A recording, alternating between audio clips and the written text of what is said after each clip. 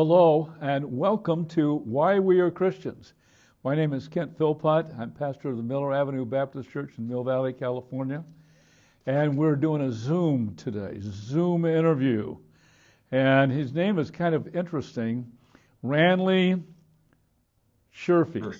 Sure. Did I come close? You did. I did? So that, You did. no, you're back in Arizona someplace. Arizona, Prescott, Arizona. Prescott, Arizona. And so it's Ranley, R-A-N-L-E-Y. Right. You're the only Ranley I've ever talked to. Me too. All right. Well, Ranley, tell us a little bit about yourself. Where were you born and family of origin, and bring us up to speed on who you are. Well, my mother was from the South. She grew up in Hope, Arkansas. And somewhere back there, we're related to Bill Clinton. Bill Clinton. Bill Clinton. Yeah. And, but anyway, my dad was from Iowa and moved as a child to Santa Ana, California, which is the Southern California area. I was born in Walnut Creek, California. I think it was Kaiser Hospital. Okay. I don't know is that still there? I think so. Okay. And I grew up till I was probably 14 in Danville, California, and then ended up out in Texarkana, Arkansas. Texarkana, Arkansas. One of my favorite places. That's I'm not kidding. true. I don't think I've ever been there. There you Ranley. go. Okay. So what you went to high school? What high school did you go to? I started high school in San Ramon High in Danville, California. I was 14. I moved to Texarkana and finished at Arkansas High School. Okay. Did you play any sports in high school? Nope, I am not a sportster. You're not a sports guy, huh? I know you are. I've read your book, but no, not me. Okay. Throw a ball at me and it'll just hit me. So Okay. I'm exaggerating, but no, I'm not. I was never played sports. Okay. Now you're interested education-wise. You were in math a lot. Yep. Focus on Got math. a degree in math at the University of Southern Arkansas University, and Hillary Clinton, a near relative, gave me my diploma. She was, the governor's wife, and so I minored in computer science, but really that's what I did was computer programming, and that was the start of things. So. Okay. So that was your career in computer science area. Yes, at about in my late 20s. Yeah. Okay, and I think you're retired now. I am. Okay. Been retired a little bit over a year. Thank the Lord. Wow. Yeah. Are you getting restless? Yes. Yeah, looking for something to do. Yes. That's why I'm talking to you. We may be able to cooperate and do some work together. Oh, sure. Cool. Yeah. Tell me about the family. Was there about My mother, if you're meaning how I grew up. Yeah. And My mother how was you became a Christian, that sort of thing. Sure will. My mother was a very strong believer. I'm not saying she lived it always, but she really believed in the Lord, had come to the Lord in her youth. My aunts, her sisters, they told me how they would get convicted by her because something happened to my mother that just made her life completely given to the Lord. And that was something that came to Arkansas that spun off of the Azusa Street revival out in California back in the early whatever. And my somehow from that came a guy who was a Baptist preacher, but something had occurred with them, and they were preaching there, and my mother just was confronted by the Lord and really came to Christ very deeply. And So she was the influence in our family growing up toward the Lord. Now, my dad was not hostile toward the Lord. I don't know if he knew the Lord, though. He did in his later years, clearly, very vocally. But my mother always was praying for us, always telling us, you have to be born again. It's not enough just to go to churches and things. But she would drag us to church. My dad didn't help a lot with that, but my mom would get us up and get us dressed, and she would go through pretty much every red light to get there on time. I mean, she could almost go airborne in her car.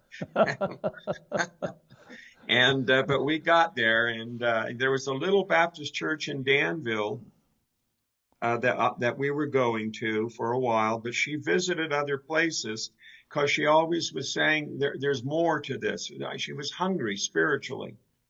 And so we went to church, we went home. I was a kid, very young, but there was a testimony of the Lord. And ultimately, all my brothers came to Christ, the whole family came to Christ. As far as I go, I was convicted. I wasn't convicted of sin. I loved the Lord. I cannot remember a time that I didn't. I hate to say that because most Christians go, oh no, you have to feel the guilt of sin and all. I agree, we're all sinners, but I just love the Lord as a child. Okay. All right. So it's about how old were you? If you were going to say claim an age, how old were you when you came to faith? When I was what I say born again, I was 9 years old. 9 years old. Okay. Yeah. That is unusual. I would have to say in all my experience that you were. Uh-oh. Yeah. No. I mean, it of course happens. It of course happens. Yes. But that's an interesting. So you wrote down here your religious background, non-denominational Christian fellowship. Yeah. What do you mean by that, Ranley? Well, largely, we started out in a Baptist church when I was young, there in Danville, California. It's still there, but it's much larger now. But after I had my experience with the Holy Spirit during the Jesus movement, and moved back out to Texarkana, we just started meeting with charismatic groups and things. I don't know what else to call them. But people are going to think that means Pentecostal, but it really wasn't like Pentecostal churches. I know exactly what you mean, Ranley. Okay. I know exactly what you're talking about. Yeah. And we would go and visit them, and we would meet in homes, and that just really never stopped, just being around believers, loving the Lord, sometimes renting buildings, sometimes in people's homes. And that's sort of been my world. Okay. Since then. Okay. Now, you mentioned here Upper Streams and Walnut Creek. Did you know then David Hoyt? Well, I met him there. Okay. That's where I met David Hoyt. What little bit I actually, met David Hoyt or interacted with him. That was one of about 2 different times. Okay, because he started that Christian house, Upper Streams. That's what I understand. Yeah, he left. He was with us in Marin County, and went different places.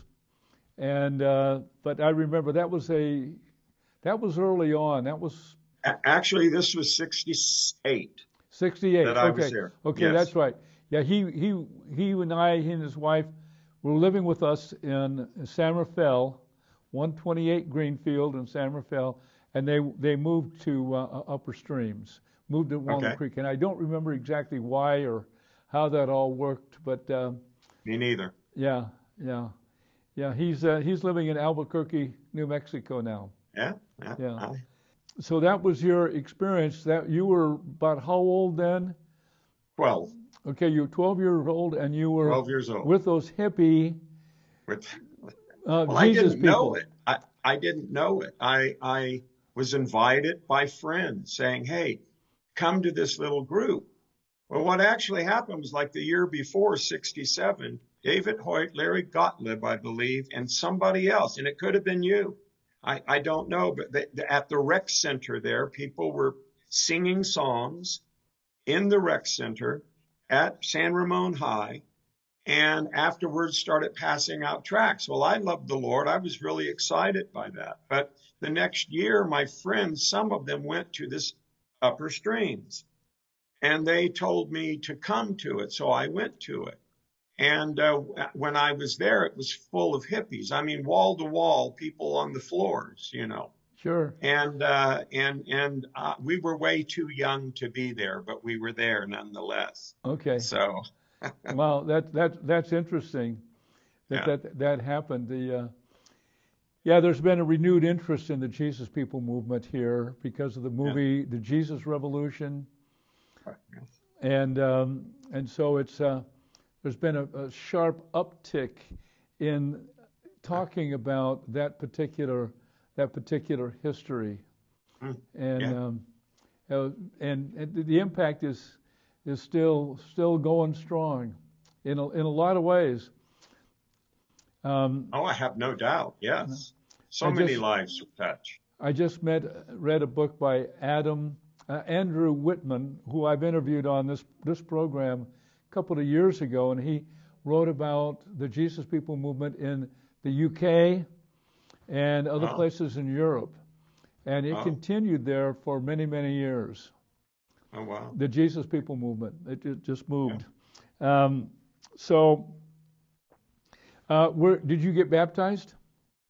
I did at the Baptist church when I was 9. Okay, so. Want me to tell you about that? Yeah, tell us about that. Okay, I went to my mother and I said, Mom, I met the Lord. I've come to the Lord. I don't know exactly my words, but I was 9. And she said, Ranley, are you sure? I said, yes, I'm sure. And she goes, but are you really sure? You know, she was wanting to make sure it wasn't just an emotional thing. I said, Mom, Jesus came into me. That was the big difference. Before, the Lord was with me, and when I prayed that night at my bedside, I knew the Lord came into me. It was a strange experience, but very real for me. And so she said, well, you need to get baptized. I said, okay. And she said, you'll need to give your testimony and all that. I said, okay. And I was looking forward to that. And she said, well, what I want you to say is when the preacher says, Ranley, can you give us your testimony? I want you to say, the Lord is my shepherd. I'm sorry, I've got to laugh. But the Lord is my shepherd, I shall not want. Okay. And I thought, it baffled me then. And I said, can't I just tell him what happened? And no, just say, the Lord is my shepherd, I shall not want. So I've never heard of that before, Ranley. I got up there and there was like 3 groups of parents and kids being baptized. Looking back on it, that's good, right? And one of the parents, smoking was a big thing back then. And one of the parents was smoking, and I particularly remember when it was their time, he put it out in the baptismal water. I could hear it till this day, the little sizzle. And my dad got in there with me because my mom didn't want me to be alone. So he got baptized for me, you know. And then I got baptized with Dad there. The whole thing to me just seemed ridiculous. And I wanted to give my testimony. I really did. And the pastor said, so Ranley, do you have a testimony? And I said, the Lord is my shepherd. And that was it. You know, that was my baptism. So, mercy. Yeah. The things people do. Yeah. The whole baptism thing, people are so confused about it. I try to explain where Baptists got the name. Yeah. And it's historically, right? It's a little complicated story, but it was actually a negative. They were called that as a bad name. I did not know that. you're going to baptize. You're adults. You were supposed to be baptized as a child, you know. And but anyway, the story of the Anabaptists and the Baptists in Germany and Switzerland is really very fascinating story. And so, well, believe it or not, the first Sherfey that came over here was Caspar Sherfey, and he was before the Revolution and printed the first German Bible in the United States. Really? And he was a Dunker. A Dunker. Well, that's a Baptist. Dunker. That's right, exactly. I go way back. Yeah. The Baptists in Germany were called Dunkers. Dunkers. At the field in Maryland, Antietam, the big battle, the Civil War. Okay. Right there is a Dunker church. It was a German Baptist church, and it had the word on it, Dunker. A Dunker church. Are you talking about the what is the name of that? Antietam. Gettysburg? No, that's not Gettysburg, Okay. but Antietam. Well, there's a Sherfey house, the Dunkerts, in Gettysburg. Is that right? At the Peach Orchard, and there's a Sherfey house there. And I think, from what I understand from the web, is that people go in Sherfeys, visit there, or have visited there for like a home reunion thing. And I'd love to go, but yeah. So they go way back. Yeah, they goes way back, doesn't it? Okay.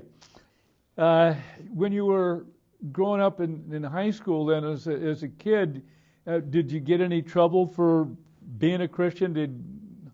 In the South, in the Bible Belt, yes. Yes. I was never persecuted more for my faith, sadly, because I know many of them love the Lord there. Sure. But I was never more persecuted than in the Bible Belt.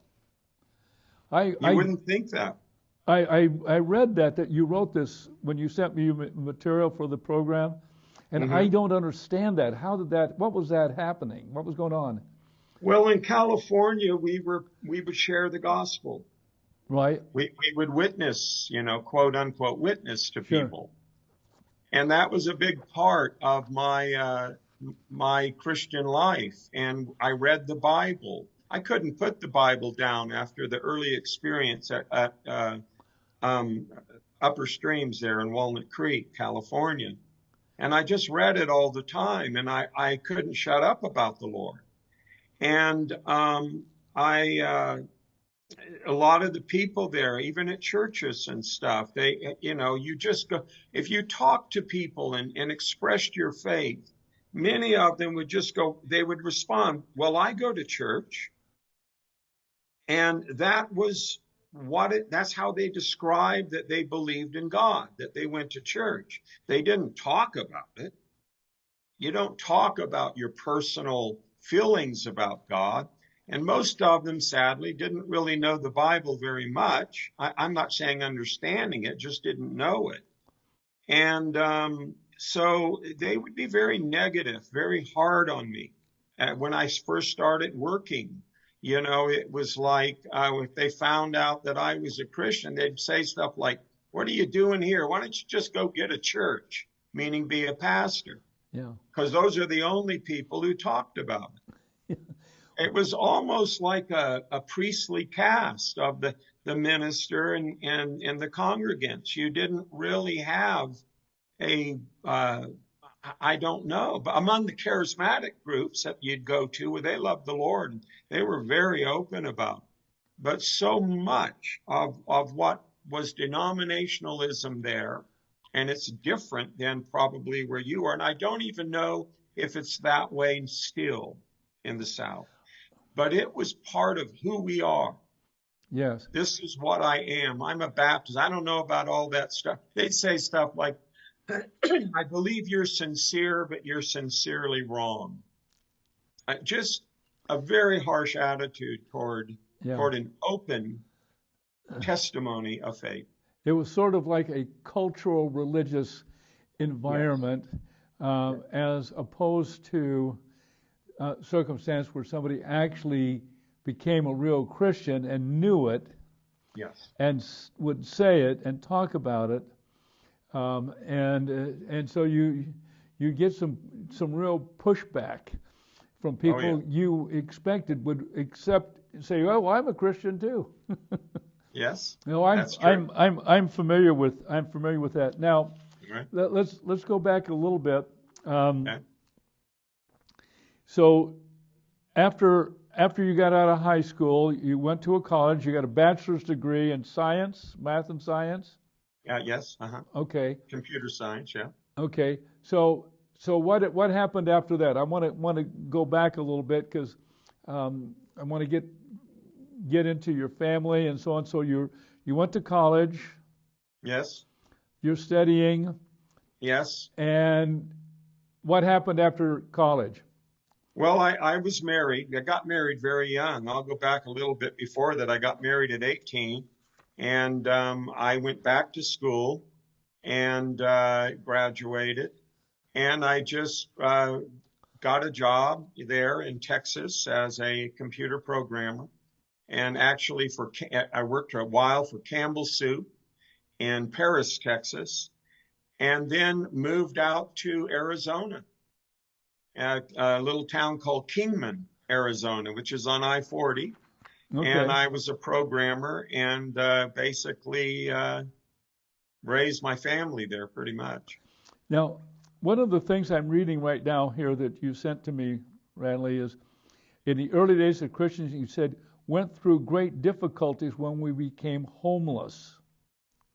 Well, that's very young. Okay, that was very young. That's my parents. When I was after I was received what I term as I don't know what people doctrinally would term it, the baptism of the Holy Spirit. Okay. That experience for me, which utterly changed my whole Christian life. Sure. My parents, due to, I don't know if you're familiar with Sanders Ranch in Moraga, California. Never heard. Okay, well, it's now a subdivision. And my dad started that.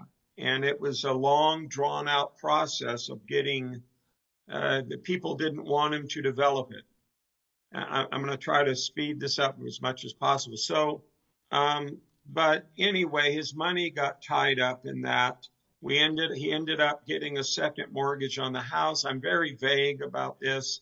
He lost the house. We had put all of our furniture in storage, and we just drove, ended up going to his parents' house in Santa Ana and staying there for a while, probably about a year or more. Mm-hmm. And then I can't go into too much of it simply because it's just too many details. Sure. We ended up moving out of that and going to Fresno and moved into the Fresno Hacienda, where my dad used to do a lot of business. And so now it's me and my mom and dad in this hotel, and we can't leave it because we can't pay the bill. It sounds like I'm making this up, but I am not. And so finally, we got kicked out of it. And my brother, Kevin, had come to the Lord at this time, and he came and picked us up. And we were literally, at that time, honestly on the street. My dad had to borrow a quarter or a dime to call Kevin. He called him. Kevin came and got us and took us to live in what was called the House of the Prince of Peace in San Ramon, California. House so we're of the back Prince in of Danville Peace. area now, huh? House of the Prince of Peace. Was that one of those out of Yes. the Jesus People movement houses? Yes. Yes. Was it? It was started, from what I understand, I may have this wrong, but it was started by Dale Alter. Dale Alter's an old friend of mine. Yes. I know Dale. Dale was with us. Dale was with Yeah. us. Yeah. Yeah, that sounds about right. We had Christian houses, Ranley, by I would say 1969 from Sonoma County down to San Jose. Yeah, isn't that something? Yeah, and once a month I would meet with all the heads, all the pastors. There was about 60 would come together once a month at a restaurant in San Rafael. Wow. Right across the street from San Rafael High School. And I would teach, and there were all of our leaders. It was a very special time. And Was Dale Dale part of Alter that? would have been Okay. one of those. Okay. Yep. And it was a blessed time, but it was a mixed time in the Christian home. I was 14 and I was the youngest person there. Yeah. But I certainly have a lot of stories, but I don't know if there's time for that right now. But Well, if you think of one off the top of your head, Ranley, yes, I will. I'll tell you that real quick. Okay. We all used to get around the table to eat. Now the food was on the table and it was hot, and we had to have prayers. So everybody would have a prayer, and before we could eat, and everybody tried to outperform the other person with a great weighty spiritual prayer. And there was one guy there, all I remember is his name was Wayne, like Wayne Newton, you know. Okay. And it got to, we'd be praying and you'd hear somebody serving themselves, and then you'd hear them eating, and the rest of us would start laughing.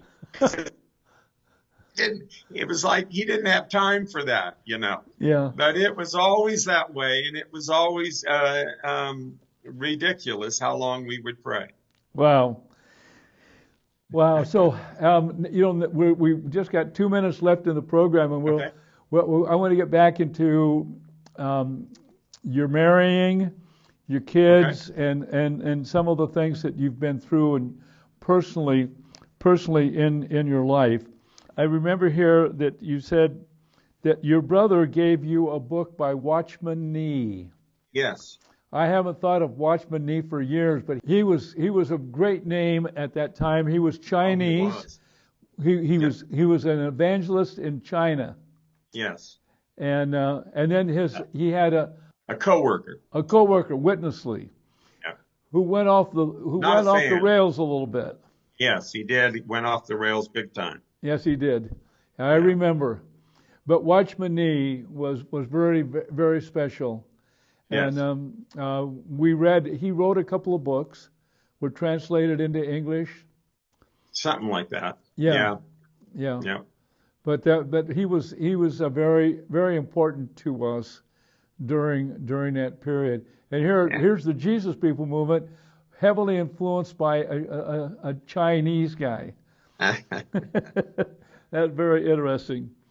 All right, well, Ranley, very good. We're gonna bring this program to a close, Okay. and then we're gonna take it easy for about 5 minutes, and Okay. We'll come on and program number 2. All right. Okay. All right. Well, you've been watching Why We Are Christians. So long.